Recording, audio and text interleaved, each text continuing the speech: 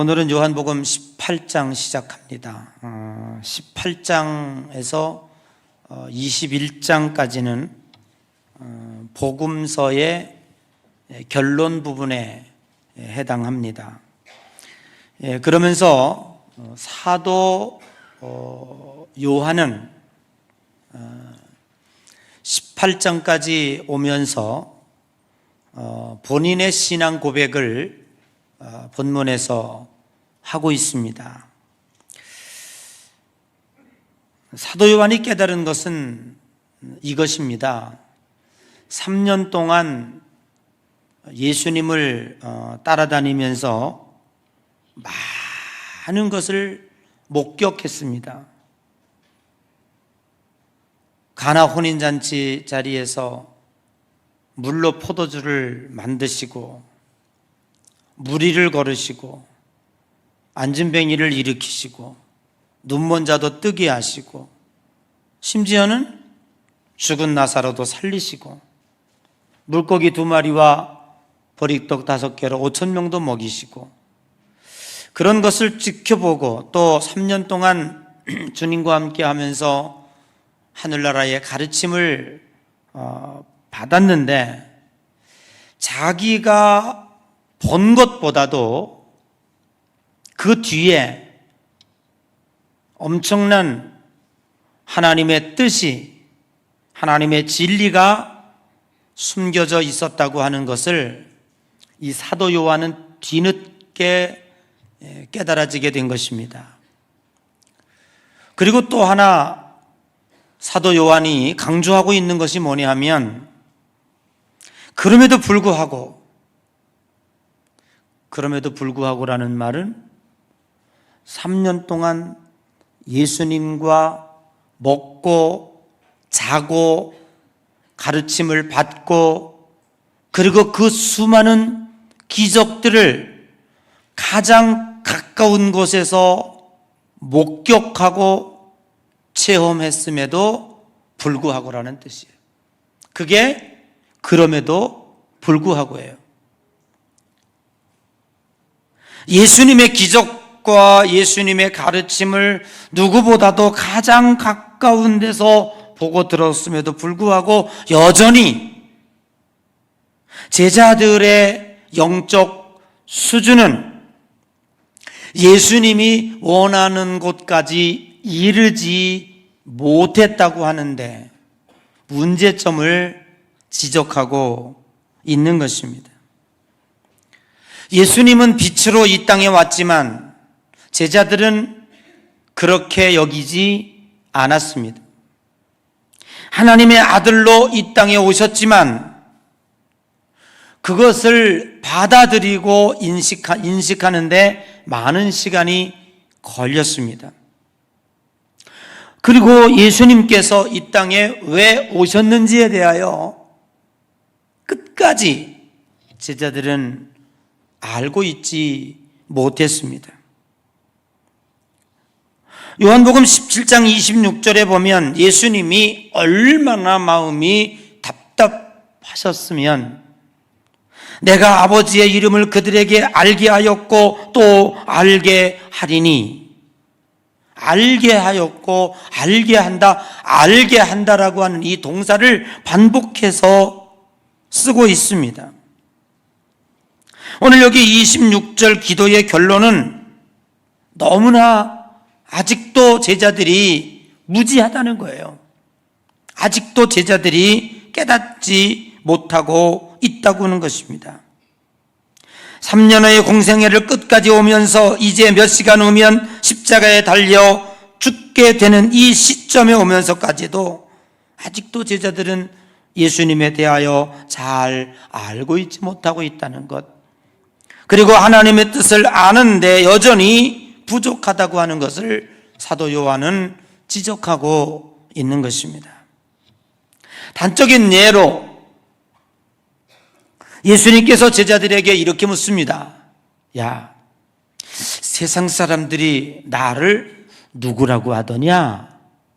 그러니까 제자들이 혹은 모세라고 하고 혹은 엘리야라고도 하고 어떤 이들은 선지자 중에 하나라고도 합니다. 그랬더니 예수님께서 제자들에게 그러면 너희들은 나를 누구라고 하느냐? 그렇게 묻습니다. 그때의 성질 급한 베드로가 아주 정답을 얘기하죠. 주는 그리스도시요 살아계신 하나님의 아들이십니다. 그때 예수님께서 베드로를 칭찬하십니다. 바요나 시몬아 네가 복이 있도다.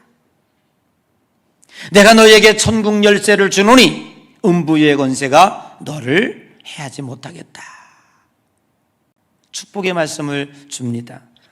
그리고 연이어 말씀을 이어갑니다. 이제 내가 얼마 있으면 십자가에 달려 죽을 것이다. 그때 베드로가 뭐라고 얘기합니까? 예수님, 절대로 이런 일이 예수님께 미치지 못하도록 제가 막아드리겠습니다.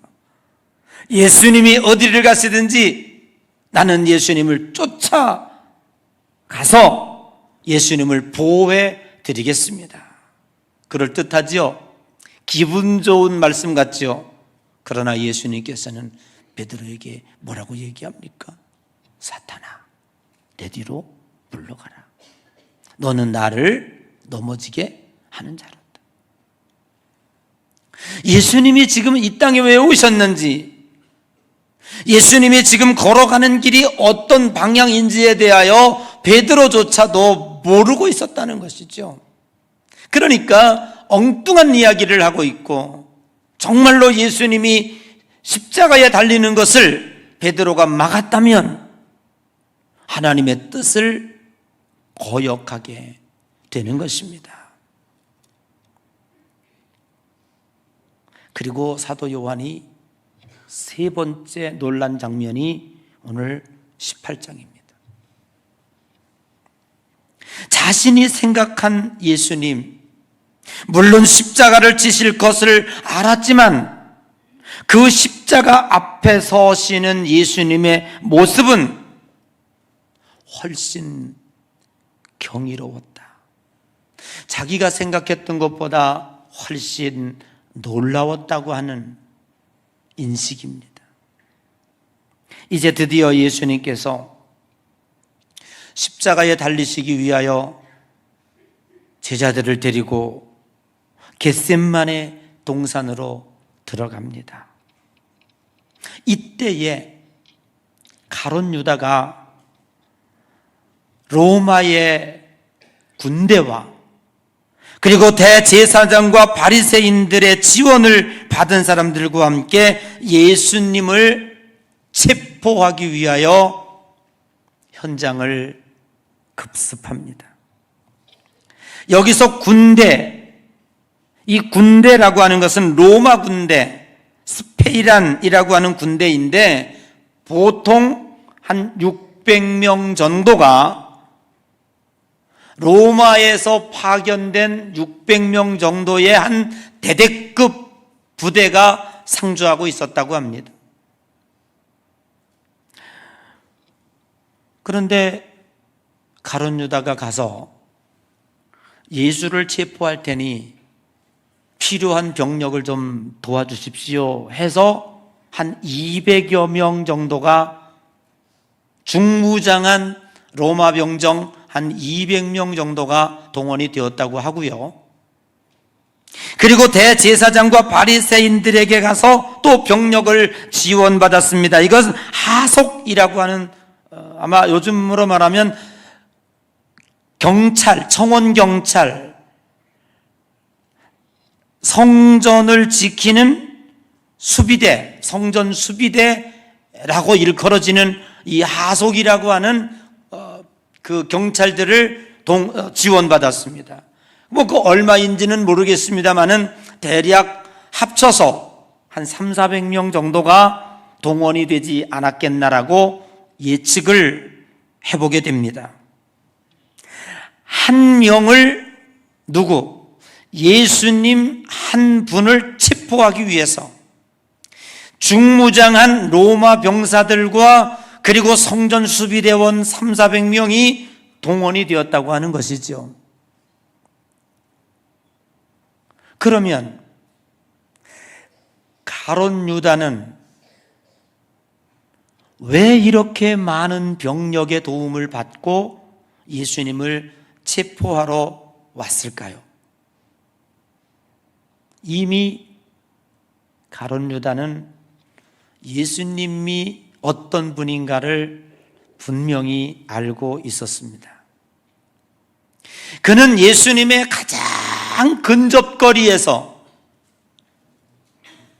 물로 포도주를 만드시고 무리를 걸으시고 큰 풍랑을 일어나는 것도 말씀 한마디로 잔잔케 하시고 물고기 2마리와 보리떡 5개로 5,000명을 먹이시는 장면을 충분히 가룟 유다는 목격을 했기 때문에 시원찮게 한 20~30명 군사들 데리고 가서 섣불리 예수님을 체포하려고 했다가는 당할 것이다, 이렇게 생각을 했을 것입니다. 아마도 예수님을 체포하는 장면에 엄청난 것들이 벌어질 것이라고 하는 것을 이 가룟 유다는 익히 알고 있었던 거예요. 그러니까 이 어마무시한 병력을 동안에 그거 한 명 체포하려고 부장도 안 했고 칼과 창으로 무장된 것도 아닌데 그 한 명을 체포하러 가는데 그렇게 많은 병사들을 동원했다고 하는 것은 예수님이 마음만 먹으면 200~300명 정도 상대하는 것은 유도 아니다. 누가 알았어요? 이미 가룟 유다가 알고 있었다는 것이죠. 그리고 예수님 앞에 사방으로 포위를 했습니다. 예수님께서 그 병사들에게 이렇게 묻습니다. 너희들은 누구를 찾고 있느냐? 그랬더니 거기 병사들이 우리가 찾고 있는 자는 나사렛 예수라, 그렇게 대답을 했습니다. 그랬더니 예수님께서 내가 그니라. 숨지도 않으시고 도망가지도 않으시고 당신에게 가지고 있던 능력을 발휘하지도 않으시고, 아니 그 풍랑을 잔잔케 하신 그 능력 다 어디다 뒀습니까? 하나님 하시려고 하시면 예수님이 200~300명 정도 못 당하시겠습니까? 하나님으로 이 땅에 오셨는데 번개를 동원하든지 천둥을 동원하든지 무엇을 동원해서라도 얼마든지 커버했을 거예요. 그런데 아무 저항도 하지 아니하시고 너희가 찾는 이가 누구냐? 나사렛 예수라, 그가 내니라, 내가 그니라 라고 했습니다. 오늘 사도 요한은 이렇게 기록하고 있습니다. 예수님께서 로마 병정들에게 너희들이 찾는 이가 누구냐? 내가 그니라 라고 하는 그 이야기를 듣는 순간에 병사들이 뒤로 물러갔다는 거예요.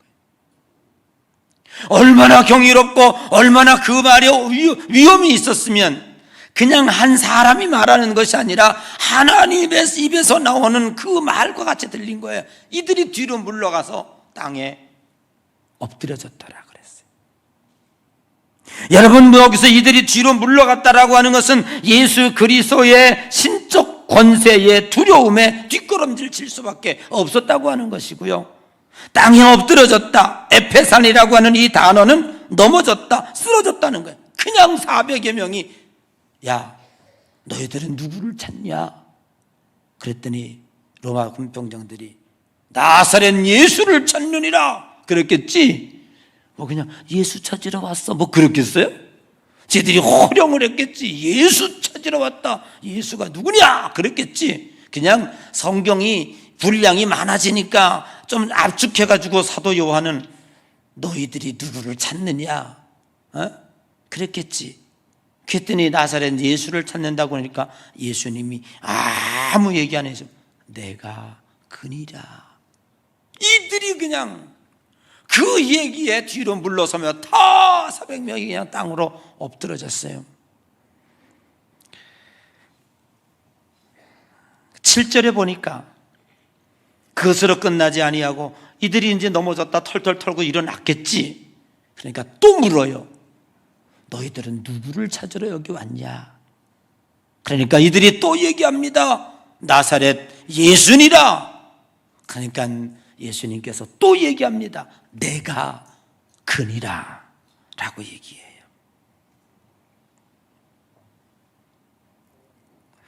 그때에 시몬 베드로가 대제사장의 종을 향하여 오른쪽에 차고 있던 호신용 칼을 꺼내어서 내리칩니다.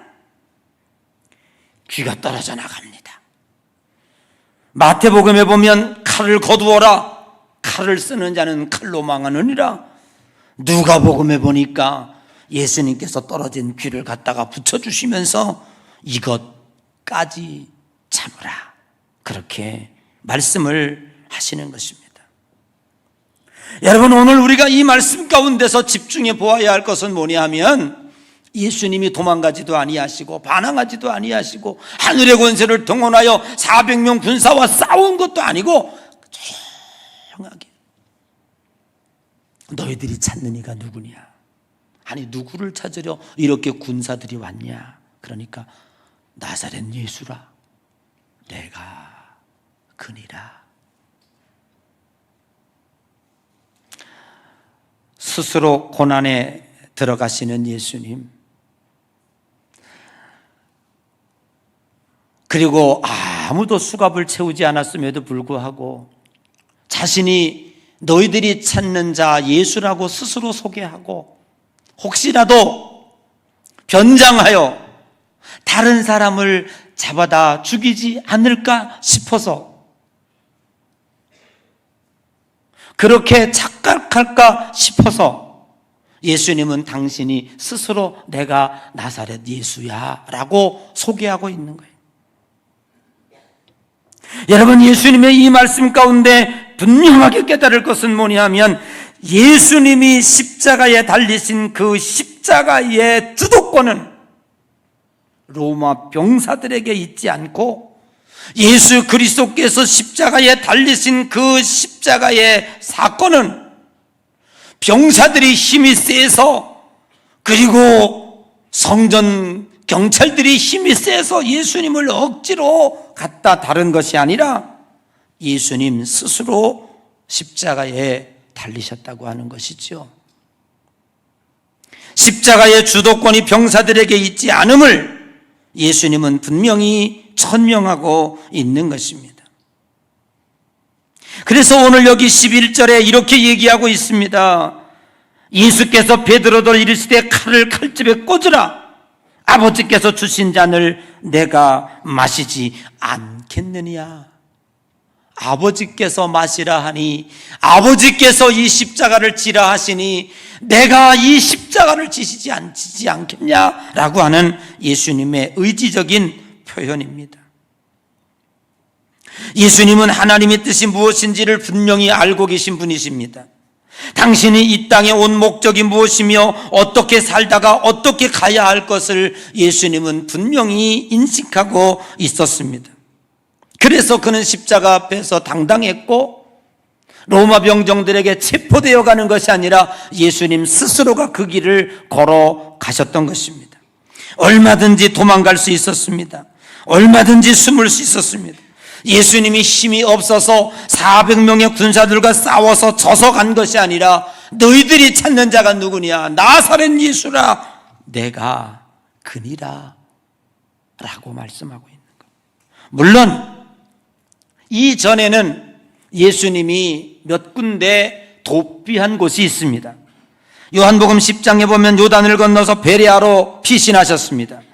요한복음 11장 54절 나사로를 살리신 후에 사막으로 피신하셨습니다. 그것은 도망간 것이 아니라 이들이 이 기적을 보고 혹시 예수를 붙잡아 메시아로 세울까 하여 그는 그 군종들을 피하여 도망간 것입니다. 그러나 요한복음 17장 1절에 보니까 이제 때가 이르렀다 하시며 예수님 스스로 그 때를 정하시고 예루살렘에 올라가셨다고 하는 것입니다. 이것이 공간복음과 사도 요한의 시각 차이입니다. 다른 마태복음, 마가복음, 요한복음, 누가복음에서는 그렇지 않습니다. 그냥 로마 병정들이 와서 예수님을 잡아갑니다. 그냥 그 정도로 끝납니다. 그러나 요한이 우리들에게 이야기하고 싶은 것은 무엇입니까? 400명의 군사들 앞에서 너희들이 누구를 잡으러 왔느냐? 나사렛 예수를 잡으러 왔다. 내가 그니라. 그것도 한 번이 아니라 두 번씩이나 반복하여 사도 요한이 오늘 여기 18장에 기록하고 있는 것은 예수 그리스도의 십자가의 사건은 결코 로마 병정들에서 의해서 이루어진 것이 아니라 이 십자가의 주권은 세상과 병정과 군대와 경찰에 있는 것이 아니라 권력의 힘에 있었던 것이 아니라 그 십자가의 주도권은 예수님께 있었다고 하는 것을 오늘 우리들에게 분명히 가르쳐주고 있는 것입니다. 그러므로 사랑하는 성도 여러분, 우리는 깨달아야 합니다. 세상의 모든 주권은 하나님에게 있습니다. 이 세상의 흥망성쇠와 역사의 진행 방향은 사탄에게 있는 것 같지만, 그렇게 흘러가는 것 같지만 절대로 그렇지 않습니다. 모든 권한은 하나님께 있습니다. 이 세상의 모든 역사의 주관자는 하나님이시고 하나님의 계획과 하나님의 뜻대로 진행되어 갈 것입니다.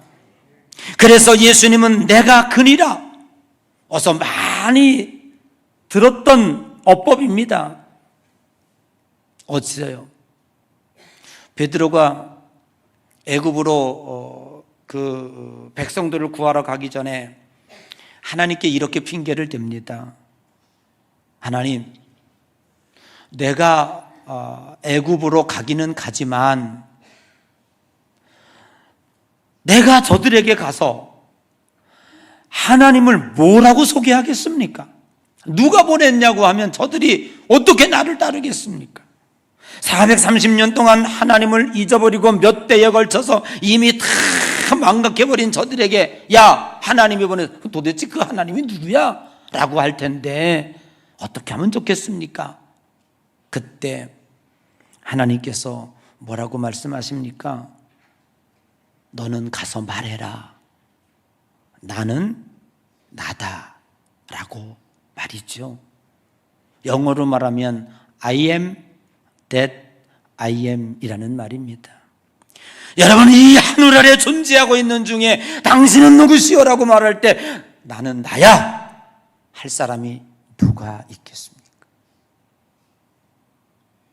에고 에노미라고, 나는 나라고, 나는 스스로 있는 자라고, 나의 아버지도 없고 나의 어머니도 없고 나는 이 세상에 스스로 존재하는 신이라고 말할 수 있는 자가 하나님 이외에 어디 있겠냐는 거예요. 그 이야기를 지금 예수님은 그 400명의 병정들 앞에서 당신은 누굴 찾습니까? 나사렛 예수를 찾고 있느니라. 거기서 내가 그니라. 에고 에노미, 내가 나야, 그가 나야라고 여기서 이야기하고 있는 것입니다. 주님의 말씀은 너무 권위가 있고 침착하여 그들은 제압당했고 그 제압에 압도당했고 로마 병정들은 급기야 뒤로 물러서며 넘어질 수밖에 없었습니다. 예수 그리스도의 왕권을 천명한 것이고 이 세상의 왕이 여기 계시다고 하는 것을 내가 나다라는 말로 표현하고 있는 것입니다. 오늘 우리 신자들에게 주는 메시지가 있습니다. 우리는 이 말씀을 통해서 사도 요한이 우리들에게 천명하고 싶은 마태나 마가나 누가가 놓쳐버린 중요한 메시지는 십자가는 예수님의 주도적인 사건이었다. 로마 병정들의 힘에 의해서 정복당했기 때문에 죽은 것이 아니라 십자가는 예수님의 주도권에 의하여 행사되어진 하나님 앞에서의 거룩한 구원 사역이었다는 것을 우리들에게 이야기해 주는 거예요. 그러면 우리는, 그분을 따르는 우리는 어떻게 이 메시지를 받아들여야 하겠습니까? 오늘 저와 여러분도 한평생 인생을 살아가면서 여러분의 삶의 주도권을 악한 마귀 사탄에게 빼앗기지 마시기를 바랍니다. 여러분, 이 삶의 주도권을 이 세상은 여러분에게서 빼앗아가려고 노력을 합니다. 그러나 우리는 하나님을 믿는 사람들이고 하나님의 백성들입니다. 내가 십자가를 주도적으로 행사했던 것처럼 나를 믿는 너희들이 내 십자가를 지고 나를 따르라고 했으니 너희들이 너희들의 인생을 걸어갈 때에도 삶의 주도권을 마귀에게 뺏기지 말고 너희들 스스로의 주도권을 가지고 주권을 가지고 인생을 살아가라 하시는 하나님의 말씀인 듯 싶습니다. 생로병사의 길을 걸어가며 이 세상에 태어난 사람은 누구나 다 한 번 왔다가 한 번 갑니다. 그런데 죽음을 맞이하는 사람은 분명하게 두 갈래 길이 있습니다. 하나는 죽음에 삼킨 자가 있고 하나는 죽음을 이긴 자가 있습니다. 죽지 않으려고 발버둥을 치다가 원망하고 불평하고 내가 왜 죽어야 되는지 모르겠다고 하면서 더 살려고 발버둥을 치다가 죽는 사람, 죽음에게 진 사람입니다. 죽음에게 삼킨 자예요. 그러나 언제 죽어도 죽을 것이고 하나님이 오라 하시면 기쁨으로 가는, 그래서 죽음을 준비하고 있다가 그 죽음이 불현듯 내게 왔을 때에 죽음을 향하여 너의 쏘는 것이 어디 있느냐, 너의 이기는 것이 어디 있느냐, 죽음 앞에 호령하고 당당히 죽음을 맞이하며 그 죽음을 내 주권으로 행사하고, 이 죽음이라고 하는 것을 내가 죽음에게 당한 것이 아니라 내가 너 죽음을 내가 지배하고 정복하고 죽음을 이기고 가는 사람, 그 죽음을 향해서 나의 하나님이 내게 주신 이 주도권, 주권을 내 스스로 죽음을 향해서 걸어갈 수 있는 이 사람이 바로 죽음을 이긴 사람이고, 그 사람이 삶의 주도권을 마귀에게 뺏기지 않은 사람입니다. 이화여자대학교 명예교수로 있는 최춘식 교수라는 분이 이런 강의를 하더라고요. 존엄한 죽음이라고 하는 얘기를 하면서 두 가지를 준비해야 된다고 하더라고요. 하나는 평상시에 살아있을 때에 유언장을 꼭 쓰십시오. 매년 바꿔 쓸 수도 있지만 자필로 써놓으십시오. 그리고 도장을 꽉 찍어 놓으십시오. 거기에는 반드시 필요한 것이 있습니다. 주소와 주민등록번호, 그 시간을 꼭 적어 놓으십시오. 여러분들이 불현듯 하나님 앞에 부름받아 죽는다고 할지라도 그 유언장은 여러분을 대신하게 될 것입니다. 그런데 어떤 사람은 유언장 쓰라 그러면 기분 나빠합니다. 내가 왜 유언장을 쓰냐고. 아직도 살 길이 막막한데. 누가요? 아니요.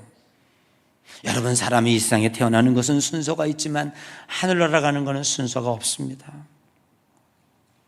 그러므로 내가 오늘 죽음을 준비하며 유언장을 쓸 수 있다고 하는 것은 내가 죽음의 종로로 타는 것이 아니라 언제 죽는다고 할지라도 나는 이 죽음을 내가 마치겠노라. 그것이 유언장입니다. 그리고 또 하나는 사전연명 의향서를 써놓으라는 거예요. 그건 뭡니까? 내가 죽을 날을 정해 놓았는데 연명치료 더 이상 안 받겠다는 겁니다. 이제 한 달 있으면 뻔히 사형 선고를 받고 있는데 거기다가 산소 마스크를 쓰고 중환자실에서 한 달을 지켜본들, 그게 무슨 나에게 의미가 있겠습니까? 내 의지적으로 떼어달라는 겁니다. 나는 하나님 앞으로 내 의지적으로 가겠다는 것입니다. 이것이 주도권을 잃어버리지 않는 그리스도인의 삶의 모습인 줄로 믿습니다. 오늘 예수 그리스도를 믿는 성도들이 고난을 당하고 시험을 당할 때 딱 보면 이 사람이 내 삶을 주도권을 가지고 사는지 아니면 그렇지 않은지 그 시험대에 딱 올라가 보면 반드시 압니다. 여러분, 고난을 어떻게 받아들이고 있습니까? 왜 나에게 이런 고난이 와야 합니까? 내가 왜 이런 어려움을 겪어야 합니까? 내가 하나님 어떻게 한 것 주님이 다 아시는데 이럴 수 있습니까? 아니요. 그 사람은 이미 삶의 주도권을 마귀에게 뺏긴 사람이에요. 그러나 삶의 주도권을 가진 사람은 하나님이 우리들에게 이렇게 얘기합니다. 너희들이 여러 가지 시험을 당하나 담대하라. 내가 세상을 이기었노라. 하나님은 감당할 시험밖에는 내가 허락한 적이 없으니 시험 당할 즈음에 그 시험에 대응하여 당당히 도전하라는 겁니다. 받아들이라는 겁니다. 그리고 하나님의 손에 의탁하라는 겁니다. 히브리서 12장 5절 6절에서 보면 사랑하는 자에게 징계하시고 징계 후위와 의와 평강의 열매가 우리에게 주어진다고 성경은 분명히 이야기하고 있습니다. 마귀는 여러분들에게 주도권을 뺏어가기 위하여 갖은 시험과 갖은 고난으로 속박하고 있습니다. 그러나 하나님이 허락하시 아니시면 어느 누구도 고난을 내게 가져올 수 없습니다. 그 고난을 이기게 하시는 분도 전능하신 하나님이신 줄로 믿습니다. 우리가 하나님을 믿는 사람이라면 당당하게 시험과 맞이해서 감사와 기쁜 마음으로 받아들이십시오. 질병아 와라, 실패야 와라. 너는 나를 결코 넘어뜨리지 않는다. 사방에 우겨쌈을 당하여도 환난이나 기근이나 가리려 그리스도의 사랑에서 나는 너를 끊어뜨릴 수 없다고 분명하게 선포해야 할 줄로 믿습니다. 약간의 육신의 고통이 있을지언정 내가 하나님에 대하여 원망하거나 불평하는 일은 없을 것이라고 하는 것입니다. 그러므로 이제 우리는 결론적으로 얘기합니다. 여러분, 사도 요한이 우리들에게 주고 싶은 메시지가 있습니다.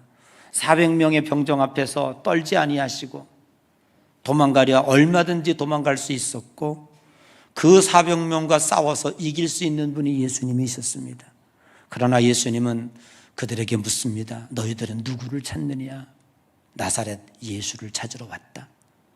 내가 그니라. 여러분, 주도적인 삶을 사십시오. 하나님은 여러분에게 이 세상과도 바꿀 수 없는 새 생명을 허락해 주신 하나님의 거룩한 백성들입니다. 쪼잔하게 살다가 가지 마십시오. 당당하게 살다 가십시오. 가난이 여러분을 억압하지 못하도록, 질병이 여러분들에게 호령하지 못하도록, 이 세상의 환경이 여러분들의 주권을 뺏어가지 못하도록 당당하게 맞서십시오. 그러려면 세 가지 주문을 드립니다. 첫째는요, 하나님이 주인 되는 삶을 사십시오. 무지와 무능의 자아를 내려놓고 전능하신 하나님의 손에 내 삶을 의탁하십시오. 그리고 예수님께서 요한복음 17장에 주야 창창 기도하신 것처럼 내가 하나님과 하나이듯 저들도 우리와 하나 되게 해 주십시오. 우리의 승리의 비결은 하나님과 하나 되는 길입니다. 하나님을 여러분 속에 마음속에 모시고 하나님이 우리의 삶을 이끌어가도록 하는 것입니다. 여러분의 삶의 운전대를, 여러분의 삶의 조종관을 여러분이 맡지 마시고 하나님에게 부탁하십시오. 하나님이 여러분의 삶을 움직일 수 있도록 맡기십시오. 그러면은 마귀가 우리의 삶을 지배하지 못합니다. 우리는 하나님의 뜻에 따라서 하나님이 마시라 한 잔을 내가 마시지 않겠느냐? 하나님이 허락하신 고난이라면 내가 이 고난을 기꺼이 걸어가리라. 그러면 마귀가 한 길로 왔다가 7길로 도망갑니다. 여러분, 마귀도요 다 생각이 있습니다. 사탄이 다 생각이 있습니다. 조금만 시험 갖다 줬더니 그냥 사내 중내 두려워 떨고 잠 못 자고 불면증 걸리고 가정이 깨지고 날마다 접시 깨지는 소리가 가정에서 나면 누가 재밌어 해요? 마귀가 신바람 납니다. 야, 이 집은 내가 할만하다. 그런데 질병 갖다 주고 실패 갖다 주고 코로나도 갖다 주고 자녀 문제 갖다 줬더니 끄떡도 하지 않아. 지금까지 지내온 것 주의 크신 은혜라. 찬송 소리가 나와요. 재미없다, 이 집이 재미없다, 딴 집이 가자. 여러분, 그런 가정 되시기를 주의 이름으로 축복합니다. 여러분에게 다가오는 사탄의 주도권을 담대하게 맞서시기를 바랍니다. 그 주도권은 하나님이 여러분에게 준 거예요. 여러분 자신에게 준 거예요. 그 하나님이 내 마음속에 계시고 나를 움직이고 계시는 줄로 믿으시기를 주의 이름으로 간절히 축복합니다. 두 번째는요, 믿음의 생명력이 약동하도록 하십시오. 할 수 있거든이 무슨 말이냐. 믿는 자에게는 능치 못함이 없느니라. 사탄은 우리들에게 부정과 불신의 마음으로 두렵고 떨게 만듭니다. 그러나 믿음은 우리를 강하게 만듭니다. 하루를 살더라도 믿음으로 사십시오. 내 속에 믿음이 있는 한 이 세상의 그 어떤 것도 우리에게 으름장 놓지 못합니다. 왜요? 믿음은 너희들이 마음속에 작은 믿음 하나 있다 할지라도 이 산을 저 가운데 바다 가운데 옮기라 할지라도 그렇게 된다고 했거든요. 실제로 그렇게 되지 않는다고 할지라도 그 믿음을 가지고 있는 내가 승리자입니다. 우리는 그 믿음을 가지고 있는 것 자체가 승리입니다. 그 믿음을 빼앗기지 않는 여러분 되시기를 주님의 이름으로 축복합니다. 마지막 세 번째는요, 주도권을 빼앗기지 않은 사람은요, 기도의 삶을 삽니다. 기도는 무엇입니까? 기도는 만능입니다. 쉬지 말고 기도하라고 말씀했습니다. 구하라 주실 것이요, 찾으라 올주실 것이요, 두드리라 열릴 것이라고 했습니다. 기도는 사탄에게 빼앗긴 나의 주권적 삶을 사탄에게서 뺏어오는 게 기도입니다. 여러분, 기도하기 시작하면 사탄이 물러갑니다. 기도는 악한 마귀를 향하여 공격, 전쟁을 선포하는 겁니다. 내게 준 환경이 뒤집어질 수 있도록 하나님 앞에 간구하는 거예요. 왜요? 하나님의 능력을 믿고 말입니다. 여러분, 힘들고 어렵다고 할지라도 하나님 앞에 무릎 꿇으십시오. 그러면 잃었던 삶의 주도권을 찾아오게 되고, 항상 기뻐하라, 쉬지 말고 기도하라, 범사에 감사하라 하신 그 하나님의 뜻이 여러분의 삶 가운데 반드시 이루어질 것입니다. 돈을 가지면 얼마나 가질 것이며, 높은 자리에 올라가면 얼마나 올라가겠습니까? 예수님은 성동 꼭대기에 올라가서 한 번만 절하면 천하만국을 내게 주겠다고 하는 그 사탄의 주도권에 자기를 내어주지 않았습니다. 잠깐 있다가 없어질 이 세상에 생명 같은 여러분의 삶의 주도권을 내어주고 빼앗기지 마시고, 예수님처럼 누구를 찾으러 왔느냐? 나사렛 예수를 찾으러 왔느니라. 내가 그니라. 나 잡아가라. 얼마나 멋있습니까? 이러한 당당한 삶의 주도권을 가진 여러분의 모습이 여러분의 삶의 선장에서 그대로 이루어지면서, 혹시 사탄이 여러분을 시험하러 왔다가 아이고 이 집은 안 되겠어, 7길로 도망하는 축복의 예양교회 성도들 되시기를, 작은 시험 앞에서 부들부들 떨며 하나님의 거룩한 백성의 주도권을 뺏긴 자의 모습으로 살아가지 말고 당당하게, 우리 옆 사람 인사합시다. 당당합시다. 당당합시다. 삶의 주도권을 찾읍시다.